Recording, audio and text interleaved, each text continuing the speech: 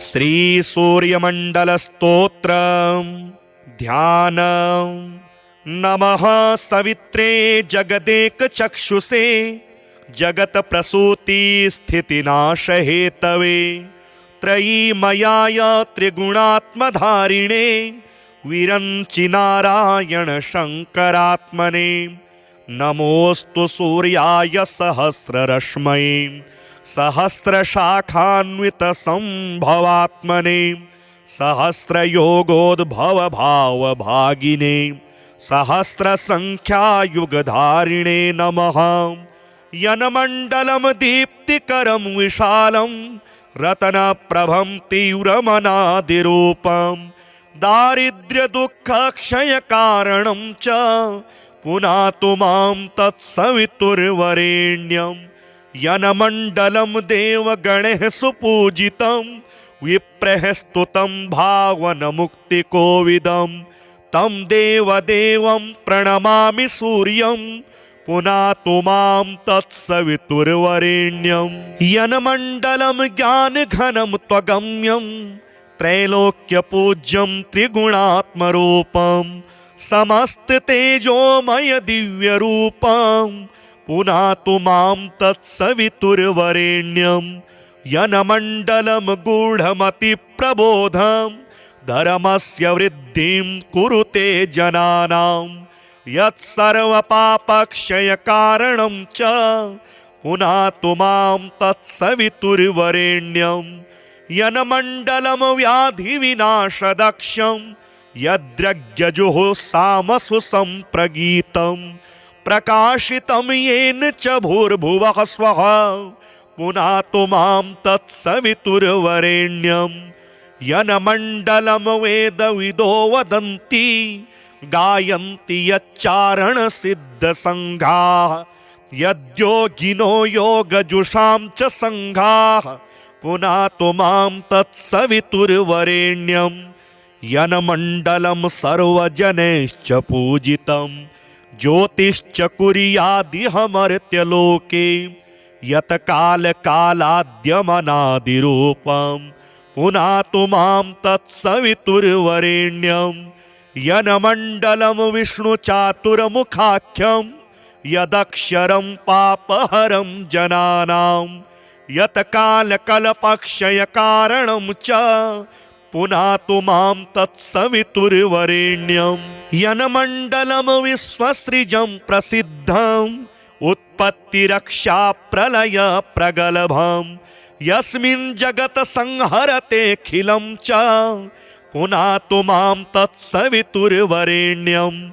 यनमण्डलं सर्वगतस्य विष्णोरात्मा परं धाम विशुद्धतत्त्वं सूक्ष्मान्तरैर्योगपथानुगम्यं पुनातु मां तत्सवितुर्वरेण्यं।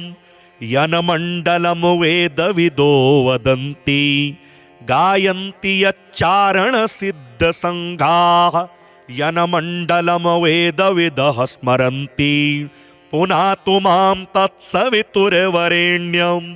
यनमण्डलं वेदविदोपगीतं यद्योगिनां योगपथानुगम्यं तत्सर्वमेवं प्रणमामि सूर्यं पुनातु मां तत्सवितुर्वरेण्यं। सूर्यमण्डलसुस्तोत्रं यः पठेत् सततं नरः सर्वपापविशुद्धात्मा सूर्यलोके महीयते। नमः सवित्रे जगदेक चक्षुषे जगत प्रसूति स्थितिनाश हेतवे त्रयीमयाय त्रिगुणात्मधारिणे विरंचि नारायण शंकरात्मने। नमोस्तु सूर्याय सहस्ररश्मये सहस्रशाखान्वित संभवात्मने सहस्रयोगोद्भव भाव भागिने सहस्रसंख्यायुगधारिणे नमः।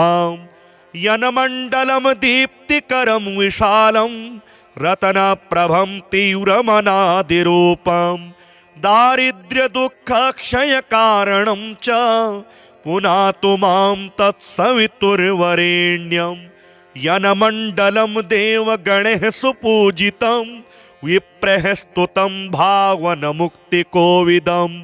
तं देवदेवं प्रणमामि सूर्यं पुनातु मां तत्सवितुर्वरेण्यं यनमण्डलं ज्ञानघनं त्वगम्यं त्रैलोक्यपूज्यं त्रिगुणात्मरूपं समस्ततेजोमय दिव्यरूपं पुनातु मां तत्सवितुर्वरेण्यं यनमण्डलं गूढमतिप्रबोधं धर्मस्य वृद्धिं कुरुते जनानां यत्सर्वपापक्षयकारणं च पुनातु मां तत्सवितुर्वरेण्यं यनमण्डलं व्याधिविनाशदक्षं यद्यज्ञजुः सामसु सम्प्रगीतं प्रकाशितं येन च भूर्भुवः स्वः पुनातु मां तत्सवितुर्वरेण्यं यनमण्डलं वेदविदो वदन्ति गायन्ति यच्चारणसिद्धसङ्घाः यद्योगिनो योगजुषां च सङ्घाः पुनातु मां तत्सवितुर्वरेण्यं यनमण्डलं सर्वजनैश्च पूजितं ज्योतिश्च कुर्यादिहमर्त्यलोके यत्कालकालाद्यमनादिरूपं पुनातु मां तत्सवितुर्वरेण्यं यनमण्डलं विष्णुचातुर्मुखाख्यं यदक्षरं पापहरं जनानां यत्कालकल्पक्षयकारणं च पुनातु मां तत्सवितुर्वरेण्यं यनमण्डलं विश्वसृजं प्रसिद्धम् उत्पत्तिरक्षाप्रलयप्रगल्भं यस्मिन् जगत् संहरतेऽखिलं च पुनातु मां तत्सवितुर्वरेण्यं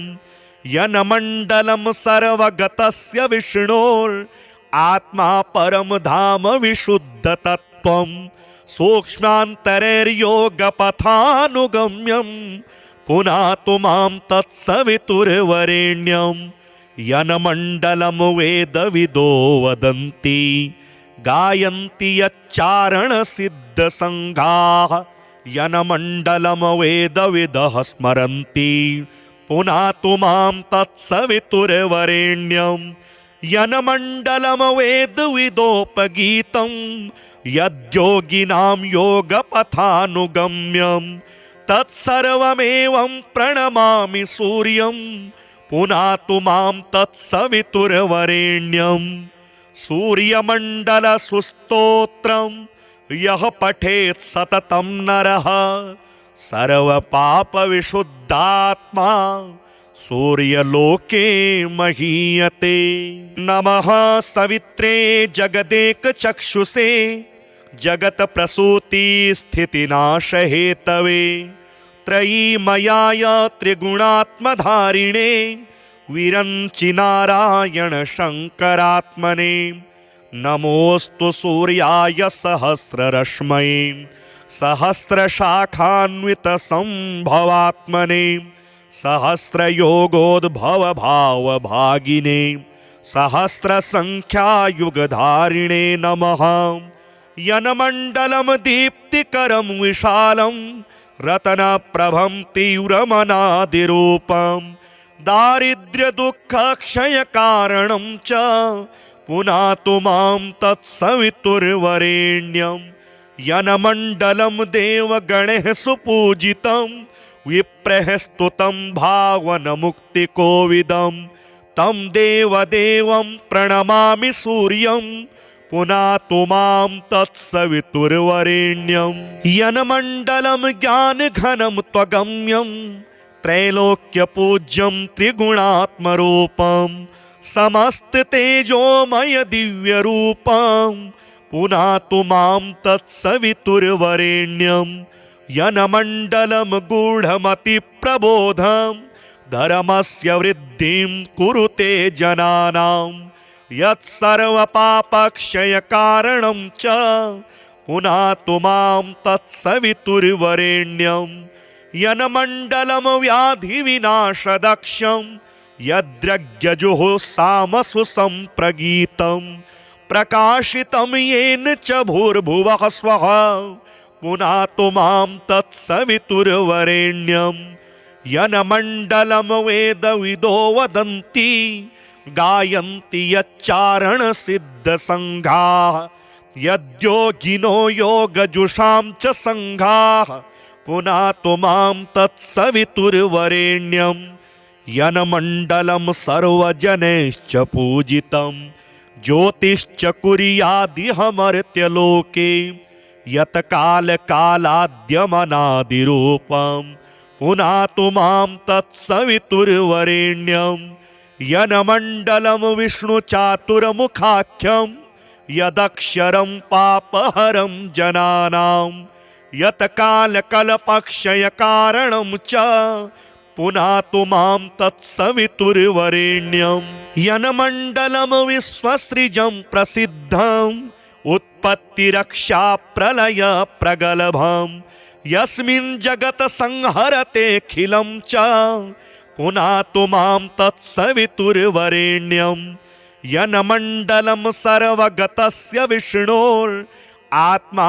परं धाम विशुद्धतत्त्वं सूक्ष्मान्तरैर्योगपथानुगम्यं पुनातु मां तत्सवितुर्वरेण्यं यन्मण्डलं वेदविदो वदन्ति गायन्ति यच्चारणसिद्धसङ्घाः यन्मण्डलं वेदविदः स्मरन्ति पुनातु मां तत्सवितुर्वरेण्यं यन्मण्डलं वेदविदोपगीतं यद्योगिनां योगपथानुगम्यं तत्सर्वमेवं प्रणमामि सूर्यं पुनातु मां तत्सवितुर्वरेण्यं सूर्यमण्डलसुस्तोत्रं यः पठेत् सततं नरः सर्वपापविशुद्धात्मा सूर्यलोके महीयते।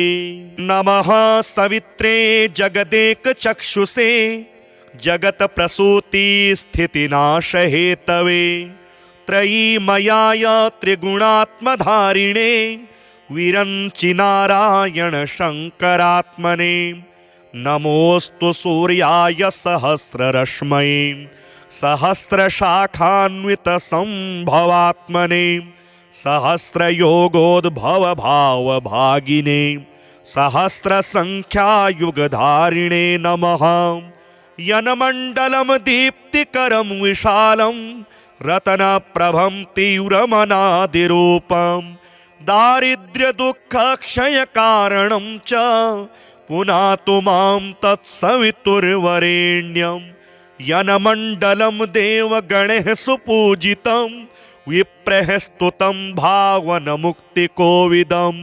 तं देवदेवं प्रणमामि सूर्यं पुनातु मां तत्सवितुर्वरेण्यं यन्मण्डलं ज्ञानघनं त्वगम्यं त्रैलोक्यपूज्यं त्रिगुणात्मरूपं समस्ततेजोमय दिव्यरूपं पुनातु मां तत्सवितुर्वरेण्यं यन्मण्डलं गूढमतिप्रबोधं धर्मस्य वृद्धिं कुरुते जनानां यत्सर्वपापक्षयकारणं च पुनातु मां तत्सवितुर्वरेण्यं यन्मण्डलं व्याधिविनाशदक्षं यद्यज्ञजुः सामसु सम्प्रगीतं प्रकाशितं येन च भूर्भुवः स्वः पुनातु मां तत्सवितुर्वरेण्यं यन्मण्डलं वेदविदो वदन्ति गायन्ति यच्चारणसिद्धसङ्घाः यद्योगिनो योगजुषां च सङ्घाः पुनातु मां तत्सवितुर्वरेण्यं यन्मण्डलं सर्वजनैश्च पूजितं ज्योतिश्च कुर्यादिहमर्त्यलोके यत्कालकालाद्यमनादिरूपं पुनातु मां तत्सवितुर्वरेण्यं यन्मण्डलं विष्णुचातुर्मुखाख्यं यदक्षरं पापहरं जनानां यत्कालकल्पक्षयकारणं च पुनातु मां तत्सवितुर्वरेण्यं यन्मण्डलं विश्वसृजं प्रसिद्धम् उत्पत्तिरक्षा प्रलय प्रगल्भम् यस्मिन् जगत् संहरतेऽखिलं च पुनातु मां तत्सवितुर्वरेण्यं यन्मण्डलं सर्वगतस्य विष्णोरात्मा परं धाम विशुद्धतत्त्वं सूक्ष्मान्तरैर्योगपथानुगम्यं पुनातु मां तत्सवितुर्वरेण्यं यन्मण्डलं वेदविदो वदन्ति गायन्ति यच्चारणसिद्धसङ्घाः यन्मण्डलं वेदविदः स्मरन्ति पुनातु मां तत्सवितुर्वरेण्यं यन्मण्डलं वेदविदोपगीतं यद्योगिनां योगपथानुगम्यं तत्सर्वमेवं प्रणमामि सूर्यं पुनातु मां तत्सवितुर्वरेण्यं सूर्यमण्डलसुस्तोत्रं यः पठेत् सततं नरः सर्वपापविशुद्धात्मा सूर्यलोके महीयते। नमः सवित्रे जगदेकचक्षुषे जगत्प्रसूतिस्थितिनाशहेतवे त्रयीमयाय त्रिगुणात्मधारिणे विरञ्चिनारायण शङ्करात्मने नमोऽस्तु सूर्याय सहस्ररश्मये सहस्रशाखान्वितसम्भवात्मने सहस्रयोगोद्भवभावभागिने सहस्रसङ्ख्यायुगधारिणे नमः यन्मण्डलं दीप्तिकरं विशालं रत्नप्रभं तीव्रमनादिरूपं दारिद्र्यदुःखक्षयकारणं च पुनातु मां तत्सवितुर्वरेण्यं यन्मण्डलं देवगणैः सुपूजितं विप्रैः स्तुतं भावनमुक्तिकोविदं तं देवदेवं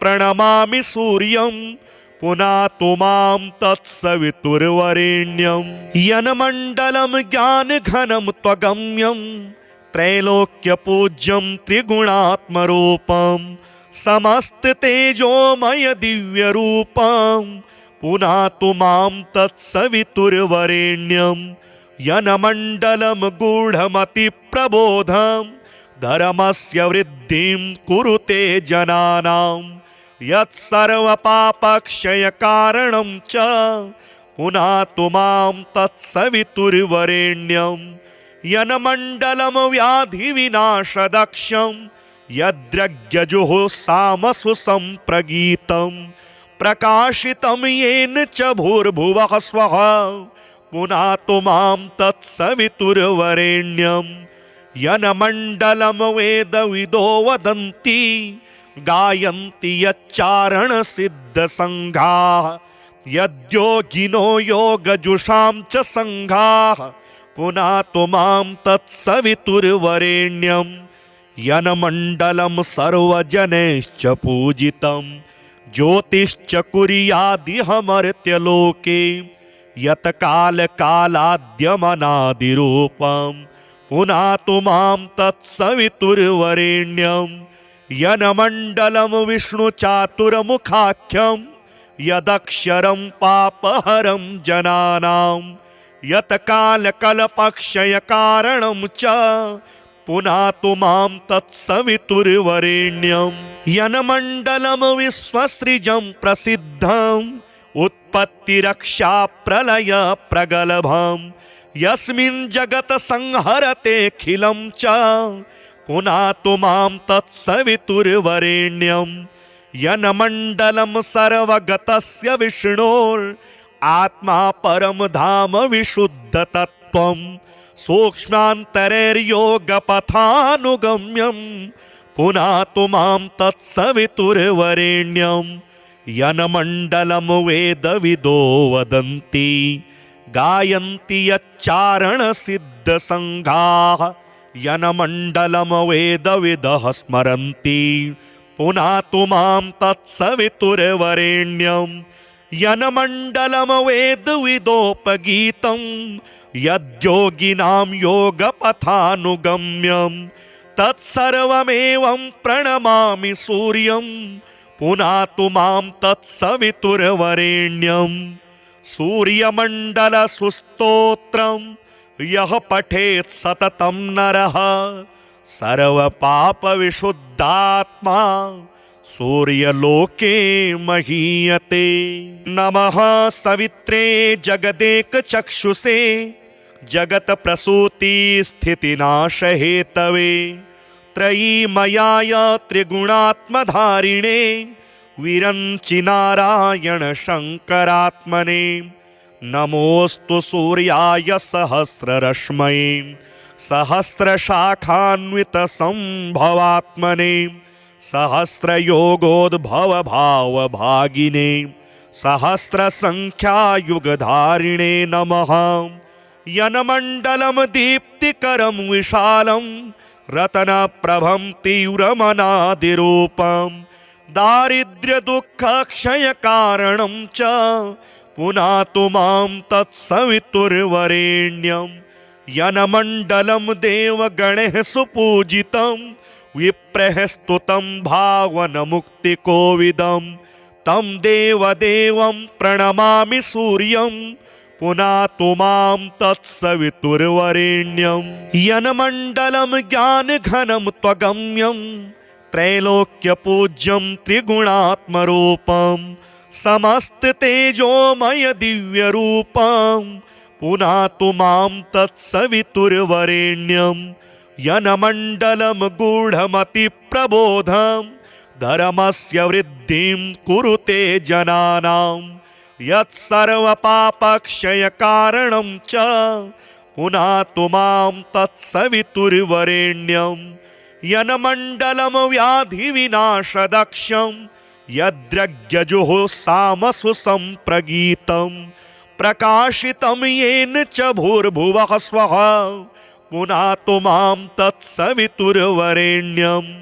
यन्मण्डलं वेदविदो वदन्ति गायन्ति यच्चारणसिद्धसङ्घाः यद्योगिनो योगजुषां च सङ्घाः पुनातु मां तत्सवितुर्वरेण्यं। यन्मण्डलं सर्वजनैश्च पूजितं ज्योतिश्च कुर्यादिहमर्त्यलोके यत्कालकालाद्यमनादिरूपं पुनातु मां तत्सवितुर्वरेण्यं। यन्मण्डलं विष्णुचातुर्मुखाख्यं यदक्षरं पापहरं जनानां यत्कालकल्पक्षयकारणं च पुनातु मां तत्सवितुर्वरेण्यं। यन्मण्डलं विश्वसृजं प्रसिद्धं उत्पत्तिरक्षाप्रलयप्रगल्भं यस्मिन् जगत् संहरतेऽखिलं च पुनातु मां तत्सवितुर्वरेण्यं। यन्मण्डलं सर्वगतस्य विष्णोरात्मा परं धाम विशुद्धतत्त्वं सूक्ष्मान्तरैर्योगपथानुगम्यं पुनातु मां तत्सवितुर्वरेण्यं। यन्मण्डलं वेदविदो वदन्ति गायन्ति यच्चारणसिद्धसङ्घाः यन्मण्डलं वेदविदः स्मरन्ति पुनातु मां तत्सवितुर्वरेण्यं। यन्मण्डलं वेदविदोपगीतं यद्योगिनां योगपथानुगम्यं तत्सर्वमेवं प्रणमामि सूर्यं पुनातु मां तत्सवितुर्वरेण्यं। सूर्यमण्डलसुस्तोत्रं यः पठेत् सततं नरः सर्वपापविशुद्धात्मा सूर्यलोके महीयते। नमः सवित्रे जगदेकचक्षुषे जगत्प्रसूतिस्थितिनाशहेतवे त्रयीमयाय त्रिगुणात्मधारिणे विरञ्चिनारायण शङ्करात्मने। नमोऽस्तु सूर्याय सहस्ररश्मये सहस्रशाखान्वितसम्भवात्मने सहस्रयोगोद्भव भावभागिने सहस्रसङ्ख्यायुगधारिणे नमः।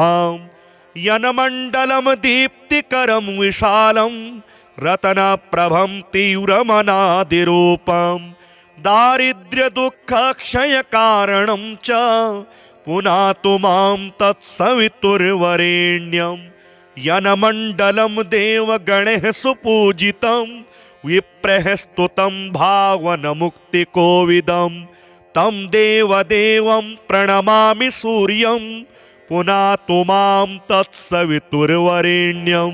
यन्मण्डलं ज्ञानघनं त्वगम्यं त्रैलोक्यपूज्यं त्रिगुणात्मरूपं समस्ततेजोमय दिव्यरूपं पुनातु मां तत्सवितुर्वरेण्यं।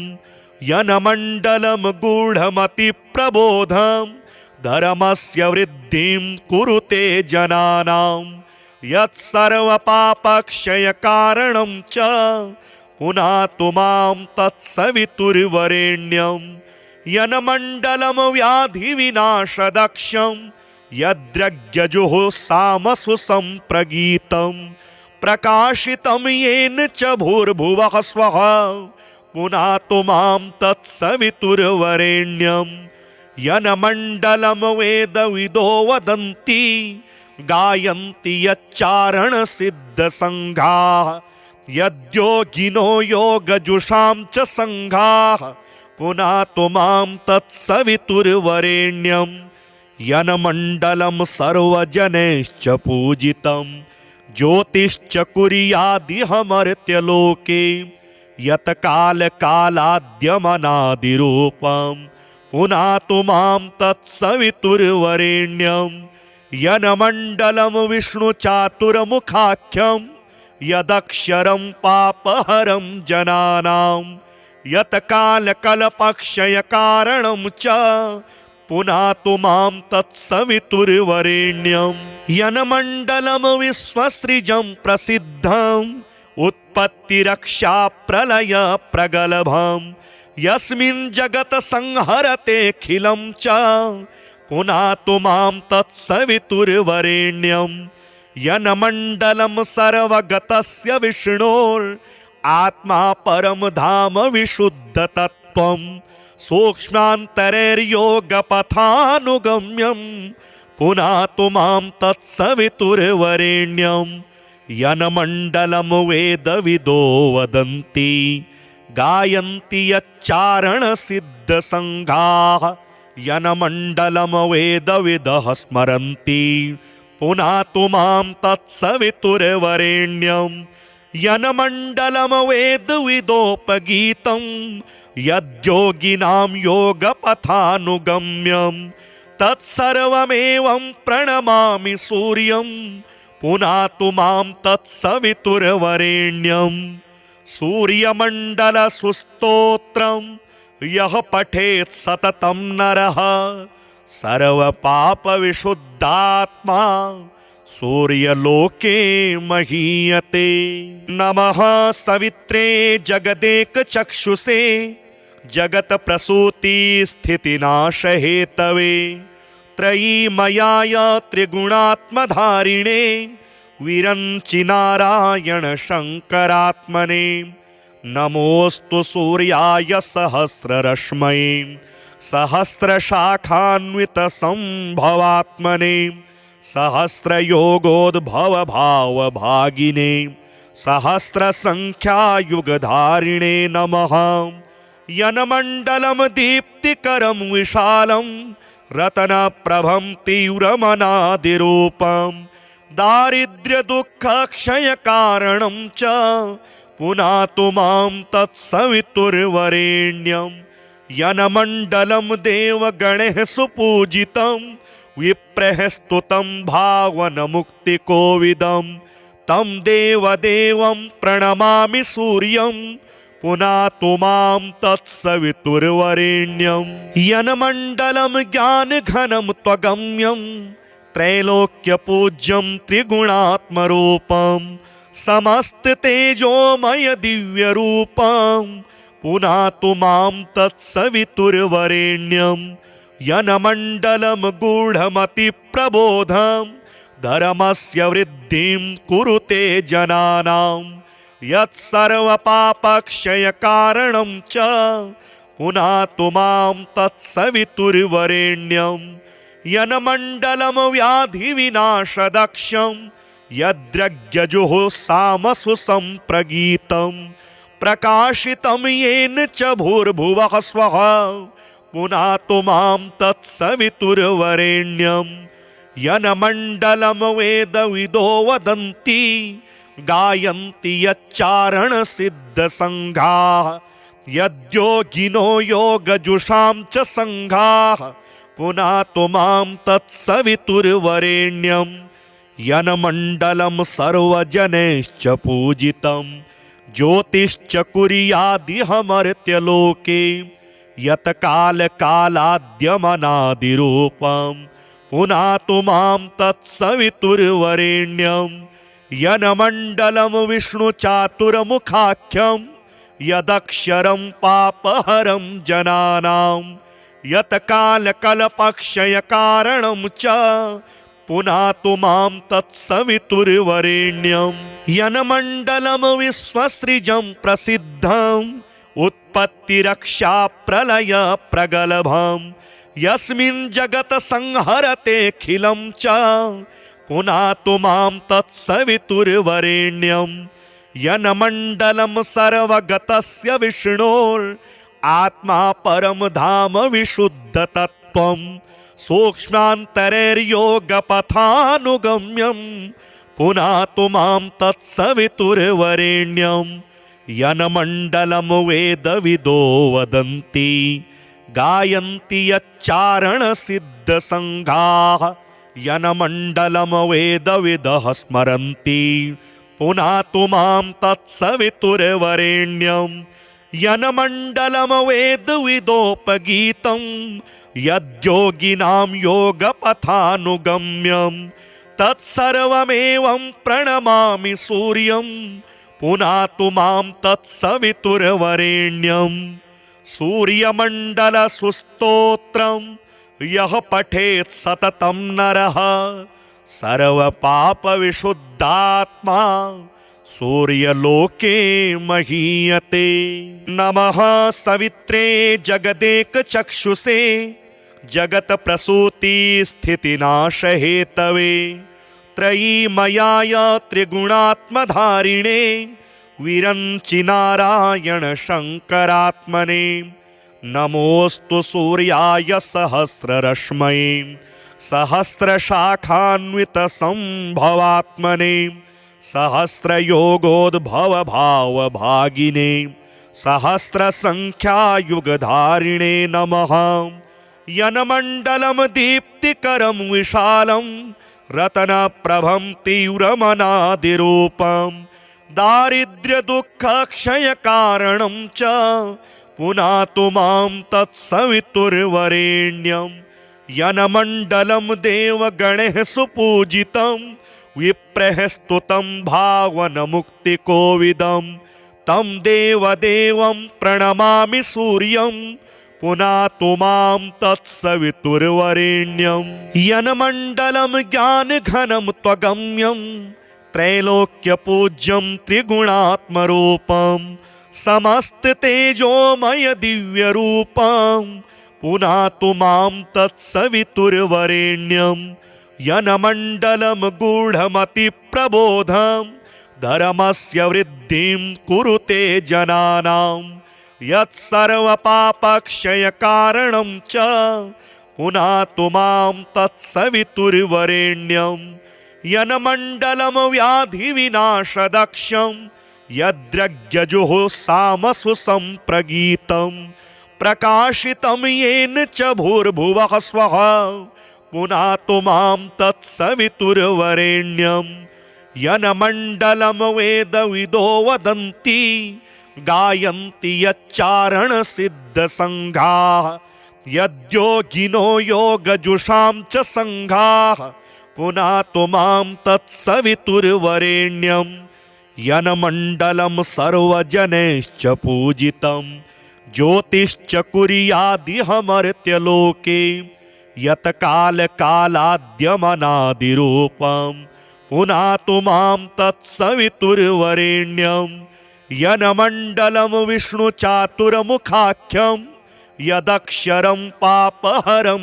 जनानां यत्कालकल्पक्षयकारणं च पुनातु मां तत्सवितुर्वरेण्यं यन्मण्डलं विश्वसृजं प्रसिद्धम् उत्पत्तिरक्षा प्रलय प्रगल्भं यस्मिन् जगत् संहरतेऽखिलं च पुनातु मां तत्सवितुर्वरेण्यं यन्मण्डलं सर्वगतस्य विष्णोरात्मा परं धाम विशुद्धतत्त्वं सूक्ष्मान्तरैर्योगपथानुगम्यं पुनातु मां तत्सवितुर्वरेण्यं यन्मण्डलं वेदविदो वदन्ति गायन्ति यच्चारणसिद्धसङ्घाः यन्मण्डलं वेदविदः स्मरन्ति पुनातु मां तत्सवितुर्वरेण्यं यन्मण्डलं वेदविदोपगीतं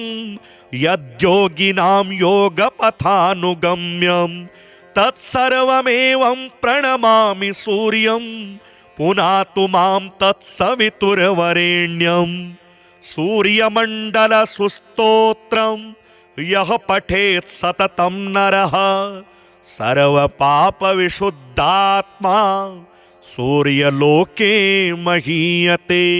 नमः सवित्रे जगदेकचक्षुषे जगत्प्रसूतिस्थितिनाशहेतवे त्रयीमयाय त्रिगुणात्मधारिणे विरञ्चिनारायण शङ्करात्मने नमोऽस्तु सूर्याय सहस्ररश्मये सहस्रशाखान्वितसम्भवात्मने सहस्रयोगोद्भवभावभागिने सहस्रसङ्ख्यायुगधारिणे नमः यन्मण्डलं दीप्तिकरं विशालं रत्नप्रभं तीव्रमनादिरूपं दारिद्र्यदुःखक्षयकारणं च पुनातु मां तत्सवितुर्वरेण्यं यन्मण्डलं देवगणैः सुपूजितं विप्रैः स्तुतं भावनमुक्तिकोविदं तं देवदेवं प्रणमामि सूर्यं पुनातु मां तत्सवितुर्वरेण्यं यन्मण्डलं ज्ञानघनं त्वगम्यं त्रैलोक्यपूज्यं त्रिगुणात्मरूपं समस्ततेजोमय दिव्यरूपं पुनातु मां तत्सवितुर्वरेण्यं यन्मण्डलं गूढमतिप्रबोधं धर्मस्य वृद्धिं कुरुते जनानां यत्सर्वपापक्षयकारणं च पुनातु मां तत्सवितुर्वरेण्यं यन्मण्डलं व्याधिविनाशदक्षं यद्यज्ञजुः सम्प्रगीतं प्रकाशितं येन च भूर्भुवः स्वः पुनातु मां तत्सवितुर्वरेण्यं यन्मण्डलं वेदविदो वदन्ति गायन्ति यच्चारणसिद्धसङ्घाः यद्योगिनो योगजुषां च सङ्घाः पुनातु मां तत्सवितुर्वरेण्यं यन्मण्डलं सर्वजनैश्च पूजितं ज्योतिश्च कुर्यादिहमर्त्यलोके यत्कालकालाद्यमनादिरूपं पुनातु मां तत्सवितुर्वरेण्यं यन्मण्डलं विष्णुचातुर्मुखाख्यं यदक्षरं पापहरं जनानां यत्कालकल्पक्षयकारणं च पुनातु मां तत्सवितुर्वरेण्यं यन्मण्डलं विश्वसृजं प्रसिद्धम् उत्पत्तिरक्षा प्रलय प्रगल्भं यस्मिन् जगत् संहरतेऽखिलं च पुनातु मां तत्सवितुर्वरेण्यं यन्मण्डलं सर्वगतस्य विष्णोरात्मा परं धाम विशुद्धतत्त्वं सूक्ष्मान्तरैर्योगपथानुगम्यं पुनातु मां तत्सवितुर्वरेण्यं यन्मण्डलं वेदविदो वदन्ति गायन्ति यच्चारणसिद्धसङ्घाः यन्मण्डलं वेदविदः स्मरन्ति पुनातु मां तत्सवितुर्वरेण्यं यन्मण्डलं वेदविदोपगीतं यद्योगिनां योगपथानुगम्यं तत्सर्वमेवं प्रणमामि सूर्यं पुनातु मां तत्सवितुर्वरेण्यं सूर्यमण्डलसुस्तोत्रं यः पठेत् सततं नरः सर्वपापविशुद्धात्मा सूर्यलोके महीयते। नमः सवित्रे जगदेकचक्षुषे जगत्प्रसूतिस्थितिनाशहेतवे त्रयीमयाय त्रिगुणात्मधारिणे विरञ्चिनारायण शङ्करात्मने नमोऽस्तु सूर्याय सहस्ररश्मये सहस्रशाखान्वितसम्भवात्मने सहस्रयोगोद्भवभावभागिने सहस्रसङ्ख्यायुगधारिणे नमः।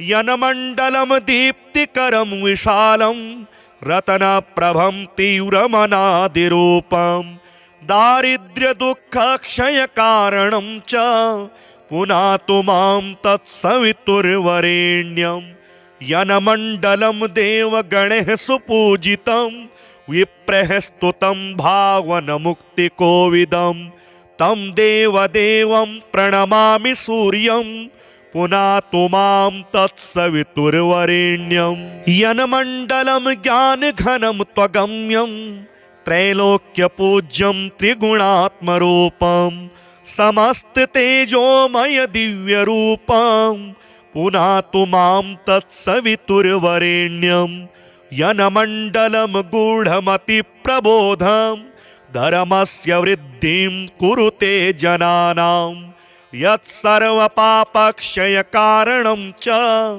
पुनातु मां तत्सवितुर्वरेण्यं यन्मण्डलं व्याधिविनाशदक्षं यद्यज्ञजुः सामसु सम्प्रगीतं प्रकाशितं येन च भूर्भुवः स्वः पुनातु मां तत्सवितुर्वरेण्यं यन्मण्डलं वेदविदो वदन्ति गायन्ति यच्चारणसिद्धसङ्घाः यद्योगिनो योगजुषां च सङ्घाः पुनातु मां तत्सवितुर्वरेण्यं यन्मण्डलं सर्वजनैश्च पूजितं ज्योतिश्च कुर्यादिहमर्त्यलोके यत्कालकालाद्यमनादिरूपं पुनातु मां तत्सवितुर्वरेण्यं यन्मण्डलं विष्णुचातुर्मुखाख्यं यदक्षरं पापहरं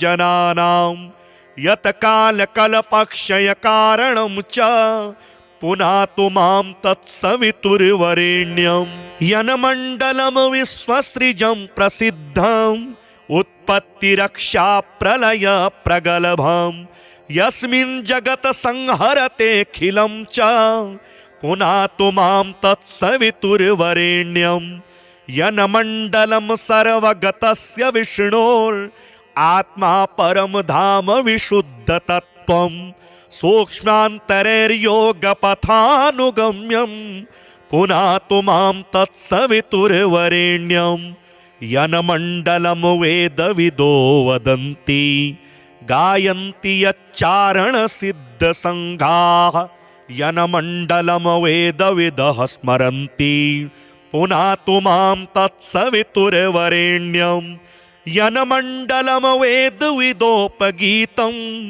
यद्योगिनां योगपथानुगम्यं तत्सर्वमेवं प्रणमामि सूर्यं पुनातु मां तत्सवितुर्वरेण्यं सूर्यमण्डलसुस्तोत्रं यः पठेत् सततं नरः सर्वपापविशुद्धात्मा सूर्यलोके महीयते।